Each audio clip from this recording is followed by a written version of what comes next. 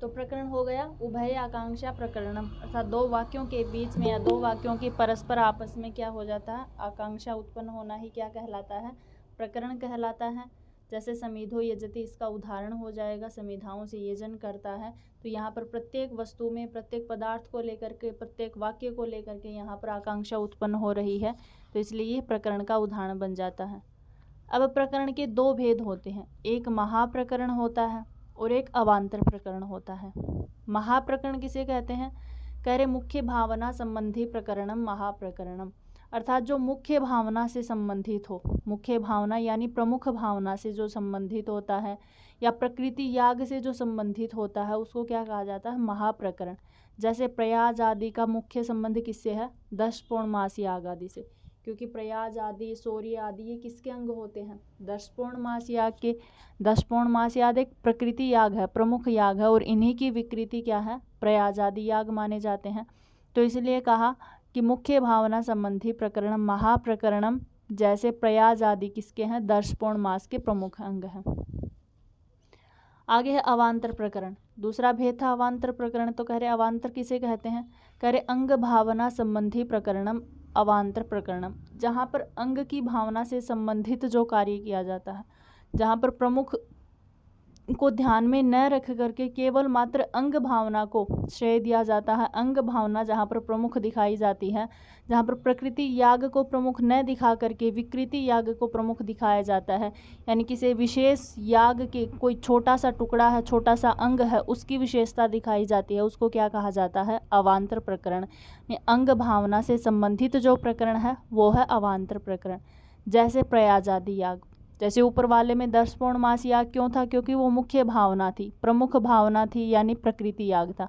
यहाँ केवल मात्र अंग भावना है, एक टुकड़ा है मुख्य याग का, प्रमुख याग का छोटा सा एक विकृति याग है, जैसे प्रयाज आदि याग।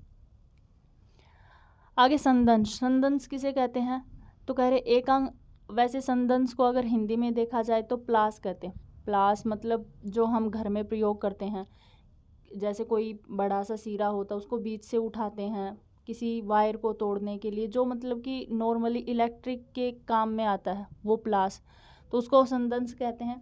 तो संदंश का मतलब यहाँ पर क्यों आया है, तो इनके कहने का ये मतलब है कि हम कोई ऐसा कार्य करें, जैसे हमें स्वर्ग की भावना करनी है, स्वर्ग की प्राप्ति करनी है, तो स्वर्ग की प्राप्ति के लिए हम क्या करते हैं, 10 पूर्णमास याग करना चाहिए, अग्निष्टोम ज्योतिष्टोम याग करने चाहिए। लेकिन कोई मनुष्य इतने बड़े बड़े यागों को नहीं कर पाता है, और अगर ऐसा बोल दिया जाए कि अग्निहोत्री याग कर लो प्रत्येक दिन, तो अग्निहोत्री याग से हमें स्वर्ग की प्राप्ति नहीं होगी, क्योंकि वो छोटा पड़ जाता हो, 10 पूर्णमास इत्यादि याग बड़े पड़ जाते हैं। इसलिए हम दोनों प्रकार के याग नहीं कर सकते हैं, तो हम बीच बीच के याग, मतलब जो मुख्य मुख्य अंग होते हैं, बड़े बड़े जो याग होते हैं, प्रकृति याग, अग्निष्टोम याग इत्यादि, 10 पूर्णमास, इनके कुछ ही भाग को, कुछ ही अंश को बीच से उठा ले करके जो कार्य करते हैं वो होता संदंश। तो कह रहे एक अंग अनुवादेन विधीयमानयोः अंगयोः अंतराले विहितत्वं संदंशः, अर्थात प्रधान याग के एक अंग का अनुवादन करके, कोई भी प्रकृति याग है, प्रमुख याग है, उसके किसी एक का ही अंग का अनुवादन करें, उसके एक अंग का ही याग करके विधीयमान 2 अंगों के मध्य में किए जाने वाले विधान को संदंश कहते हैं। यानी कोई प्रमुख याग है, उसके किसी एक भाग को उठा लेते हैं, और जो सामान्य याग है उसका बीच बीच का भाग उठा लेते हैं, तो दोनों के बीच का जो अंतराल होता है वो बीच के याग करने को क्या कहा जाता है, संदंश। जिस प्रकार से प्लास किस काम में आता है, दोनों सिरों को छोड़ करके किसी वस्तु को बीच से उठा लेता है पकड़ के, उसी प्रकार से हम किसी अन्य, हमारे जो भी हम किसी फल की वो कर रहे हैं, या फिर फल की आसक्ति है, बड़े फल की आसक्ति है, इस प्रकार की आसक्ति के लिए हम बड़े याग नहीं कर पाते हैं, तो उन यागों के प्रमुख अंग को उठा करके और छोटे छोटे यागों को उठा करके बीच का जो भाग होता है वो क्या कहलाता, संदंश कहलाता है। जैसे अभिक्रमण याग हो गया। आगे है स्थान स्वरूप निरूपणम, स्थान किसे कहते, 5वां था प्रकरण के बाद स्थान। तो कह रहे देश सामान्यम स्थानम, देश की समानता को स्थान कहा जाता, देश यानी जगह, तो देश की समानता को स्थान कहा जाता। और स्थान 2 प्रकार का होता है, एक पाठ सादेश्य स्थान होता है और एक अनुष्ठान सादेश्य स्थान होता है। अब पाठ सादेश्य भी 2 प्रकार का होता है, एक यथासंख्य पाठ है और एक सन्निधि पाठ होता है। यथासंख्य पाठ खुद ही शब्द से ही दिखाई दे रहा है कि यथासंख्य मतलब क्रमशः याग करना। पहले जिसके बारे में वर्णन किया गया, अगर इंद्र के बारे में वर्णन है तो इंद्र के लिए याग करना क्रमशः, फिर अग्नि के लिए याग करना, उसके बाद जैसे क्रमशः प्रदर्शित किया गया है, जैसे शास्त्रों में विहित है, उसी प्रकार से याग करना यथासंख्य पाठ होता है। जैसे क्या है, तत्र इंद्र अग्नि एकादश कपालम निर्वपेत, अर्थात इंद्र और अग्नि का दोनों का एकादशम अर्थात 11 कपालों यानी पुरोडासों से याग करना चाहिए। और उसके पश्चात वैश्वानरम द्वादशम कपालम निर्वपेत, उसके पश्चात मतलब जब इंद्र और अग्नि दोनों का आधान कर चुके हैं, उसके पश्चात क्रमशः वैश्वानर का कार्य करना चाहिए। वैश्वानर का 12 कपालों से निर्वपन करना चाहिए। कैसे, कर्म विहितेषु, जैसा कर्म बताया गया है उसी के विहित, पहले इंद्र और अग्नि, उसके बाद वैश्वानर, और उसके बाद क्रमशः चलते चलते हमें कैसे मंत्र का प्रयोग करना चाहिए, इंद्राग्नि रोचनाद इव, इस प्रकार से इत्यादि नाम याज्य अनुवाक्य मंत्राणाम, इस प्रकार से हमें यज्ञ के अनुवाक्यों का वर्तन करना चाहिए, ये यज्ञ में अनुवाक्यों को बोलना चाहिए। तो यथा जैसे संख्यम प्रथमस्य प्रथमम, जो संख्या रूप में सबसे पहले रखा गया है उसको प्रथमम, उसको पहले ही प्रयोग करें। द्वितीयस्य द्वितीयम, और जिस अंश को द्वितीय अर्थात दूसरे नंबर पे रखा गया है वो द्वितीय में ही प्रयोग हो। इस प्रकार की विनियोग जो होता है वो क्या कहलाता है, यथासंख्य पाठ कहलाता है। आगे सन्निधि पाठ किसे कहते हैं, तो सन्निधि पाठ क्या होता है, कह रहे वैकृत अंगाना, यहाँ शुरू में बता दिया विकृति अंगों का पाठ होगा। एक याग होता है प्रकृति याग, जिसमें प्रमुख याग का वर्णन किया जाता है, सभी अंगों का उपदेश किया जाता है, जैसे 10 पौर्णमास पीछे आया था। और अब क्या कह रहे हैं, विकृति याग, विकृति याग जिसमें केवल मात्र अंगों का ही बोध किया जाता है वो विकृति याग होता है। सारे के सारे अंगों का जहाँ पर प्रयोग न किया जाए, मतलब किसी एक उद्देश्य को लेकर के यज्ञ का विधान किया जाए, तो वहीं कह रहे हैं कि वैकृत अंगानाम प्राकृत अंग अनुवादेन विहितानाम संदंस पतितानाम विकृत्यर्थत्वम सन्निधि पाठात्। ये कह रहे प्रकृति याग का जो हम अनुवादन कर चुके हैं, किस प्रकार से, संदंश पतितानाम, जिस प्रकार से संदंश में हमने विधीयमान किया था, अंतराले मतलब बीच बीच से प्रकृति याग का वर्णन किया था, उसी प्रकृति याग में वैकृत याग का वर्णन करना, विकृति यानी छोटे छोटे अंगों को जोड़ देना ही क्या कहलाता है, विहित करना सन्निधि पाठ कहलाता है। जैसे आमन होम आदि नाम, अर्थात प्राकृतिक याग के अंगों के अनुवादन से संदंश में अपठित या अविहित जो विकृति याग हैं, जो संदंश में नहीं पढ़े गए हैं, उनका वर्णन करना क्या कहलाता है, विकृति याग कहलाता है। उसे ही सन्निधि पाठ कहते हैं। जैसे आमन होम आदि इत्यादि जो यज्ञ हैं ये किसके अंतर्गत आते हैं, विकृति याग के अंतर्गत। अब पहला भेद था पाठ सादेश्य, जिसके 2 भेद हुए थे, यथासंख्य और सन्निधि, और दूसरा भेद हमने स्थान का पढ़ा था अनुष्ठान सादेश्य। तो किसी अनुष्ठान को लेकर के ही वाक्य स्वयं ही बोल रहा है, किसी अनुष्ठान इत्यादि को लेकर के कोई याग करना, कोई कर्म करना। तो क्या कह रहे, पशु धर्माण है अग्नि सोमीय अर्थत्वम अनुष्ठानम सादेश्य, अर्थात जहाँ पर पशु धर्माण है, पशुओं की धर्मता के लिए, या जैसे हम याग करते रहते हैं, कभी पशु के लिए याग करते हैं, पशु अनुष्ठान करते हैं, कभी हम अपने घर के लिए याग करते हैं, किसी न किसी कारणवश जो जो याग करते हैं। तो यहाँ स्पेशल उदाहरण दिया पशु धर्माण है, अर्थात पशुओं के जो उपकरण आदि धर्म है उनके लिए अग्नि सौम्य इत्यादि यागों से अनुष्ठान इत्यादि करना क्या कहलाता है, अनुष्ठान सादेश्य कहलाता है। अनुष्ठान सादेश्य संज्ञक स्थान प्रमाण से यह जाना जाता है कि पशुओं के जो उपकरण आदि धर्म हैं सब अनुष्ठान समान देश से अग्नि सौम्य पशु के अंग होते हैं। तच्च स्थानम समाख्यातः प्रबलम, और ये जो स्थान होता है वो अपनी समाख्या जो नीचे वाला अंग है उससे प्रबल होता है। आगे समाख्या, समाख्या किसे कहते हैं, तो कह रहे समाख्या योगी का शब्द है समाख्या, अर्थात यौगिक शब्द को समाख्या कहा जाता है। साचद विविधा, यौगिक अर्थात जैसे लिंग शब्द रूढ़ी के अंतर्गत आते हैं, उसी प्रकार से यौगिक अर्थात जुड़ाव होता है जिसमें युग्म होते हैं, ऐसे शब्दों को समाख्या कहा जाता है। साचद विविधा, और ये जो समाख्या होती है वो 2 प्रकार की होती है, एक वैदिकी समाख्या और एक होती है लौकिकी समाख्या। वैदिकी समाख्या का उदाहरण क्या है, होत्री चमसह, और लौकिकी समाख्या का उदाहरण बनता है आध्वर्यम। अर्थात यौगिक शब्दों को समाख्या कहते हैं। समाख्या के 2 भेद होते, एक वैदिक समाख्या और एक है लौकिक समाख्या। आगे चलते हुए दिखाया विनियोग विधि के द्वारा विनियोजित अंगों के कुछ भेद अन्य भी दिखा रहे हैं। जैसे ये तो विनियोग विधि के अंग दिखाए थे, श्रुति, लिंग, वाक्य, प्रकरण, स्थान, समाख्या, ये 6 उन्हीं के सहकारी भूत थे। अब उनके भी अंगों का कुछ आगे भेद किया जा रहा है। तो इसमें विनियोग विधि द्वारा विनियोजित जो अंग दिए गए हैं अर्थात सहकारी भूत, ये जो 6 अंग दिए गए हैं, ये भी 2 भाग होते हैं इन सब के, एक सिद्ध रूप होता है और एक क्रिया रूप होता है। आगे बताया सिद्ध रूप भी 3 प्रकार का होता है, जाति के भेद से, द्रव्य के भेद से और संख्या के भेद से। जाति का उदाहरण जैसे किसी जाति को लेकर के पशु अनुष्ठान इत्यादि करना, तो जैसे पशुना यज्ञेत, पशु के लिए यज्ञ करते हैं या पशु इत्यादि के लिए यज्ञ किया जा रहा है। कहीं द्रव्यम, कहीं द्रव्य को दर्शा करके यज्ञ दिखाया जाता है, जैसे व्रीहि भीर यज्ञेत, व्रीहि इत्यादि से यज्ञ करता है, मतलब चावल इत्यादि को धो करके या उससे यज्ञ करता है, चावल इत्यादि से ओदन पका करके यज्ञ करता है। तो ओदन एक प्रकार का द्रव्य है, तो द्रव्य से यज्ञ करना। एक होता है संख्या को निर्धारित करके यजन करना, जैसे एक हन्या गवाम सोम, एक गाय के लिए जो चितकबरी इत्यादि गाय हैं उनके लिए याग करना। तो यहाँ पर एक संख्यावाची शब्द है, इसलिए संख्या के अंतर्गत आ जाएगा। तो इसी प्रकार से सिद्ध जो है वो जाति, द्रव्य और संख्या के भेद से 3 प्रकार का होता है। आगे है क्रिया रूप। कार्य क्रिया रूप भी 2 प्रकार का होता है, एक क्रिया रूप गुण कर्म होता है और दूसरा प्रधान कर्म होता है। आगे कहा गुण कर्म को सन्निपात्य कारक कहा जाता है। गुण का मतलब क्या होता है, कोई भी कर्म कर रहे हैं, कर्म का मतलब कोई याग कर रहे हैं, उसमें विशेष रूप से गुण की महत्ता को दर्शाना, गुण को दिखाना कि उस याग में हम कर्म तो कर रहे हैं, नहीं उसमें फल दिखाना कि हम किस फल के लिए इस याग को कर रहे हैं, क्या हमें स्वर्ग इत्यादि की कामना है, पुत्र इत्यादि की कामना है, पशु इत्यादि की कामना, कोई फल नहीं दिखाना, केवल मात्र गुण दिखाना कि किस गुण से यानी किस द्रव्य से याग किया जा रहा है, केवल मात्र इतना बताना। इस गुण कर्म को ही हम सन्निपात्योपकारक कहा जाता है, सन्निपत्योकारक।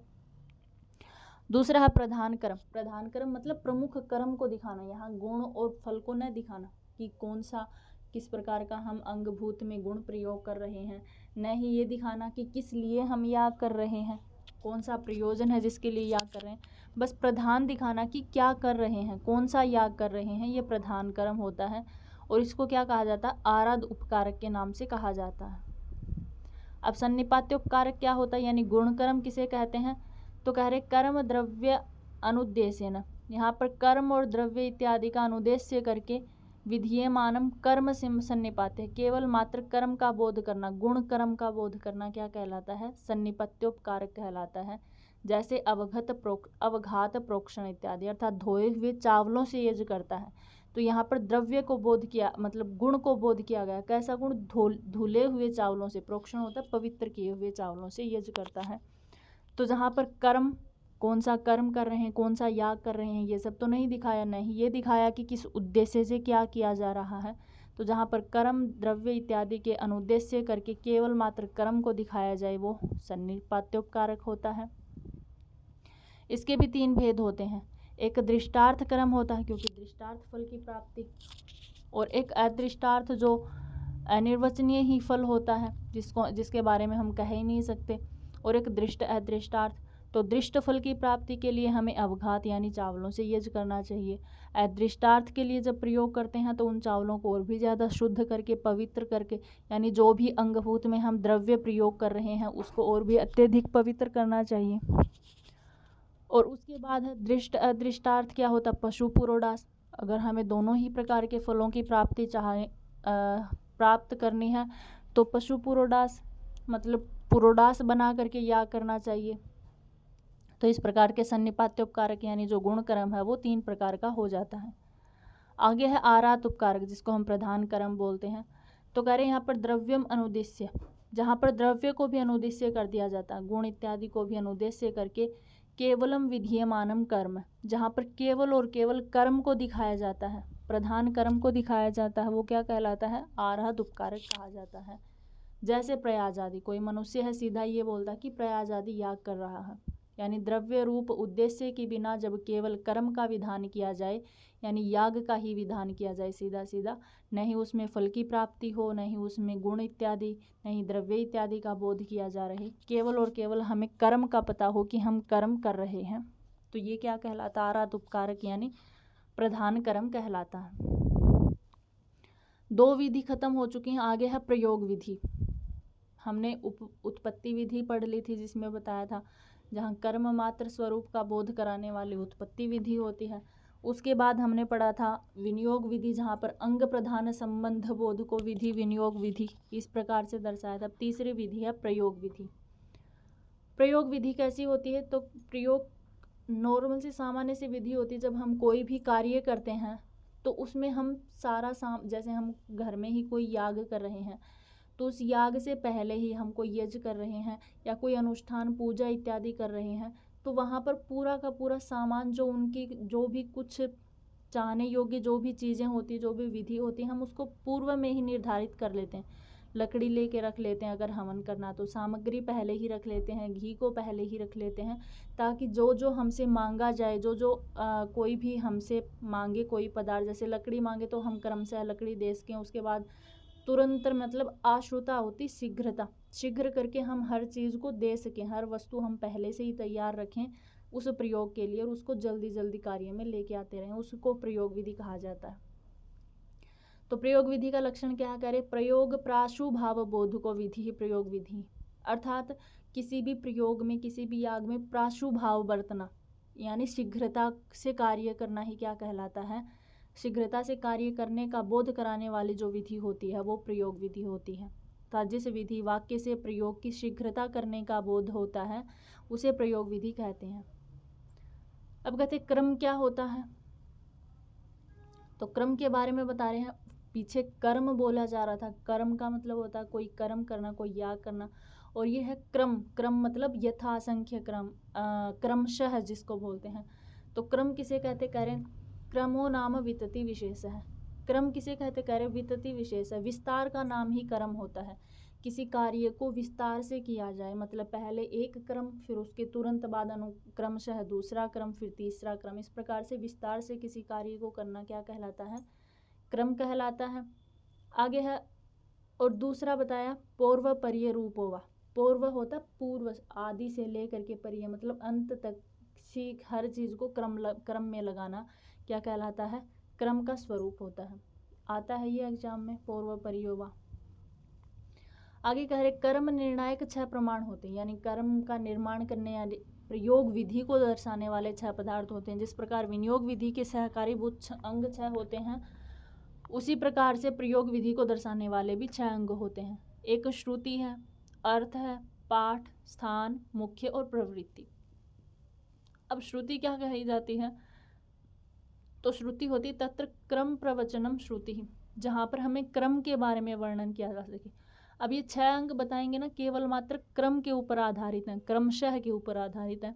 किस वस्तु का कैसा क्रम होना चाहिए, याग का कैसा क्रम होना चाहिए, तो इस प्रकार से क्रम के बारे में वर्णित है, क्रमशः के बारे में यानी अनुक्रमशः के बारे में ही वर्णित है। तो श्रुति आया तो पीछे भी था, लेकिन यहाँ श्रुति किस लिए आया है? प्रधान रूप से क्रम का वर्णन करने के लिए आया। तो श्रुति किसे कहते हैं? कह रहे हैं तत्र क्रम प्रवचनम श्रुति, जहाँ पर क्रम का वर्णन किया जाए वो श्रुति कहा जाता है। तच्चद विविध, और जो श्रुति होती है वो 2 प्रकार की होती है। एक केवल क्रम के ऊपर आधारित होगी, एक विशिष्ट क्रम के ऊपर आधारित। मतलब हमें श्रुति से ही बोध होता है, यानी वेदों से ही हमें बोध प्राप्त होता है कि कौन सा जो क्रम है वो सामान्य है और कौन सा क्रम है वो विशेष है। तो केवल क्रम का उदाहरण क्या बन जाता है? कह रहे वेद कृत्वा वेदिम कृत्वा, पहले वेद पढ़ो फिर वेदी का निर्माण करो, इस प्रकार का सामान्य क्रम है। जैसा हम चाहें तो हम प्रयोग कर सकते हैं कि पहले हम वेद का पाठ करें, वेद का पारायण करें, उसके बाद ही वेदी बनाएं, या कोई ज़रूरी भी नहीं है, हमारे ऊपर डिपेंड करता है हम क्या करते हैं। और विशिष्ट क्रम में क्या होता है? विशिष्ट क्रम में बाध्य हो जाता है। जो भी मनुष्य कोई याग कर रहा है, कोई क्रम कर रहा है या कोई भी कर्म कर रहा है, वो बाध्य हो जाता है कि पहले उस कर्म को ही करना पड़ेगा, उसके बाद दूसरे कर्म को करें। तो विशिष्ट कर्म का उदाहरण क्या है? वशट कर्तुः प्रथम भक्षः। कोई मनुष्य है, याग कर रहा है, याग के तुरंत बाद उसने ब्राह्मणों को बुलाया, भोज इत्यादि के लिए ब्राह्मणों को बुलाया जाता है, तो किसी ने आदेश दिया कि वशट कर्तुः प्रथम भक्षः, कि वशटकारों को पहले भोजन दो। मना किसी को नहीं किया, हर ब्राह्मण वहीं बैठे थे, लेकिन फिर भी एक प्रकार से निर्धारण कर दिया, एक प्रकार से विशेष उक्ति बोल दी कि सबसे पहले भोज कौन करेंगे? वशटकार रूपी जो ब्राह्मण है वहीं भोज करेंगे।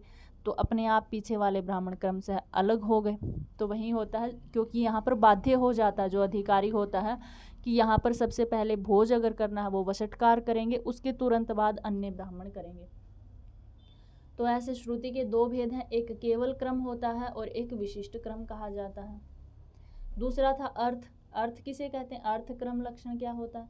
तो कह रहे कोई अर्थ होता है कोई प्रयोजन, कोई उद्देश्य, मतलब जब कोई भी हम कार्य कर रहे हैं वो किसी उद्देश्य को ध्यान में रख के करें, ऐसे नहीं कि कोई कार्य बेवजह ही किया जाए। तो उद्देश्य को, अर्थात यत्र जहाँ पर प्रयोजन वशेन, प्रयोजन के वशीभूत होकर के, जैसे कोई उद्देश्य है उसी के वशीभूत होकर के किसी क्रम का निर्णय करना, मतलब किसी कार्य को करना। यहाँ भी बाध्यता ही प्रकट हो रही है कि हमें प्रयोजन की प्राप्ति है, हमें फल की प्राप्ति है, फल की प्राप्ति की इच्छा है, उस फल की प्राप्ति के लिए ही हम कोई अन्य कार्य कर रहे हैं। जैसे उदाहरण है अग्निहोत्रम जुहोति यवागुम पचति। अग्निहोत्र यज्ञ करता है और यवागुम पचति, यवागु जो होता है उसको पकाता है। तो यवागु पकाना यहाँ पर किसके वशीभूत है? अग्निहोत्र के वशीभूत है, क्योंकि जो भी मनुष्य, जो भी अधिकारी है वो क्या करना चाह रहा है? वो अग्निहोत्र यज्ञ करना चाह रहा है। अग्निहोत्र यज्ञ उसका प्रयोजन है और उसी के अग्निहोत्र की वजह से उसे यवागु पकाना पड़ रहा है। अगर अग्निहोत्र नहीं होता तो वो यवागु भी नहीं पकाता। तो उसी को अर्थक्रम कहते हैं, किसी प्रयोजन के वशीभूत होकर के कोई दूसरा कार्य करना। जैसे यहाँ पर अग्निहोत्र यज्ञ के वशीभूत होकर के यहाँ पर यवागु पकाया जा रहा है, तो वो क्या कहलाता है? अर्थक्रम कहलाता है। आगे है पाठक्रम। पाठक्रम किसे कहते हैं? तो कह रहे पदार्थ बोध वाक्यानाम यह कर्म है स पाठक्रम है।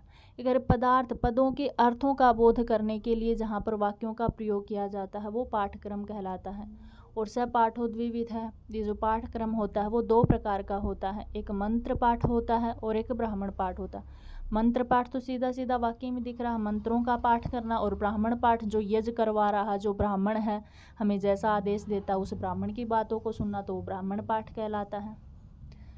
तो मंत्र पाठ कैसा है? कह रहे हैं तत्र आग्नेय आग्नि सौम्य इत्यादि याज्य अनुवाक्य मंत्राणाम पाठात्। मतलब इस प्रकार के जो मंत्र होते हैं, याज्य अनुवाक जो मंत्र होते हैं, उन जो जैसे मंत्र दिया गया आग्नेय आग्नि सौम्य इत्यादि, इस प्रकार से यज्ञों के अनुवाक्यों का पाठ करना क्या कहलाता है?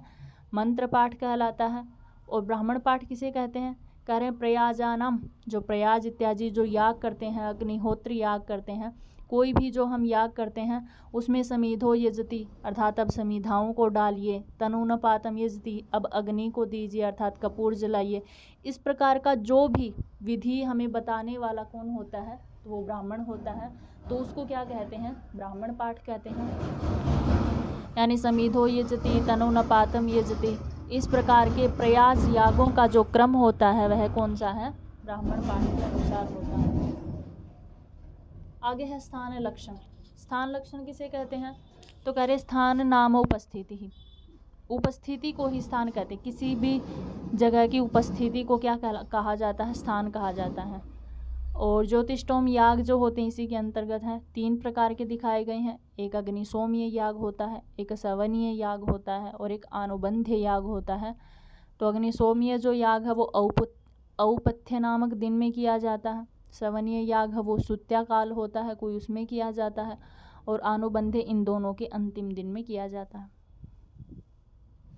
आगे है मुख्य क्रम लक्षण। मुख्य यानी प्रमुख क्रम का लक्षण। तो कह रहे प्रधान क्रमेण यो अंगानाम क्रम है स मुख्य क्रम है। मतलब कोई भी कार्य हो रहा जो प्रधान याग है उसके अंगों का क्रम से बोध करना। यहाँ कोई अन्य सामान्य कार्य नहीं, प्रधान जो कार्य है उस कार्य में जो अंगभूत हैं उनका क्रम सह वर्णन क्या कहलाता है? मुख्य क्रम कहलाता है। यानी प्रधान क्रमेण यो अंगानाम क्रम है स मुख्य क्रम है। आगे है प्रवृत्ति क्रम लक्षण। प्रवृत्ति किसे कहते हैं? तो कह रहे हैं सह प्रयुज्यमानेषु प्रधानेषु सन्निपातितानाम अंगानाम आवृत्ति अनुष्ठाने कर्तव्ये ही द्वितीयादि पदार्थानाम प्रथमानुष्ठित पदार्थ कर्माद्यः क्रमः स प्रवृत्ति क्रमः। ये क्या कह रहा है? प्रवृत्ति क्रम लक्षण अर्थात सह प्रयुज्यमानेषु प्रधानेषु और सन्निपातित अंगेषु। पीछे हमने पढ़े थे, एक प्रधान क्रम पढ़ा था और एक सन्निपातित क्रम कहा था। प्रधान क्रम को हमने आरातुपकारक के नाम से कहा था और गुण क्रम को हमने सन्निपातित के उससे कहा था। तो उन्हीं के बारे में वर्णन है कि जो हम साथ साथ प्रधान कर्म को और गुण कर्म को दोनों को अगर हम साथ साथ अनुष्ठान कर्तव्य करना चाह रहे हैं तो द्वितीयादि पदार्थानाम द्वितीय अर्थात दूसरे पदार्थ का जहाँ पर वर्णन किया जाए वहाँ पर दूसरा, और प्रथम अनुष्ठित जो पदार्थ पहले ही अनुष्ठित है उसको प्रथम में ही रखना, क्या उसका क्रम निर्धारित करना क्या कहलाता है? प्रवृत्ति कर्म कहलाता है। अर्थात अगर पहले प्रधान कर्म का बोध हो रहा है तो प्रधान कर्म को करना चाहिए, और उसके तुरंत बाद द्वितीय स्थान पर अगर गुण कर्म का बोध हो रहा है तो गुण कर्म को, यानी कर्म को दर्शाना क्या कहलाता है? प्रवृत्ति कर्म कहलाता है। उदाहरण है प्राजापत्यस्व अंगेषु, प्रजापति इत्यादि अंगों का निर्धारण करना। तो ये था आपका प्रयोग विधि के 6 अंगभूत थे। आगे अधिकार विधि चलेंगी। अधिकार विधि के बाद कुछ नियम विधि हैं, अपूर्व विधि है, इस प्रकार की विधियाँ आएंगी। मंत्र हैं, मतलब वेद के 5 जो भाग थे, विधि, मंत्र, नामधेय, अर्थवाद और निषेध, इस प्रकार से 5 का वर्णन किया गया है। तो आज यहाँ तक करते हैं, प्रवृत्ति क्रम तक। ये इसके 6 लक्षण हैं प्रयोग विधि के ही। श्रुति था, अर्थ था, प्रवृत्ति था, पाठ था और मुख्य और प्रवृत्ति। पाठ और स्थान, मुख्य और प्रवृत्ति, ये 6 भेद इसके होते हैं। और 6 ही भेद विनियोग विधि के हैं, श्रुति, लिंग, वाक्य, प्रकरण, स्थान, समाख्या। और 6 ही प्रयोग विधि के हैं, श्रुति, अर्थ, पाठ, स्थान, मुख्य और प्रवृत्ति। तो यहाँ से प्रश्न उठ जाता है बहुत बार, मतलब सीधा सीधा ही पूछते हैं, इसका लक्षण बताओ। प्रधान का लक्षण, स्थान का लक्षण, श्रुति का लक्षण, श्रुति के भेद 2 प्रकार के, केवल श्रुति, विशिष्ट श्रुति, इस प्रकार से केवल क्रम, विशिष्ट क्रम का उदाहरण बताइए। तो इस प्रकार से यहाँ से प्रश्न उठते हैं। आई थिंक आपको समझ में आया हो।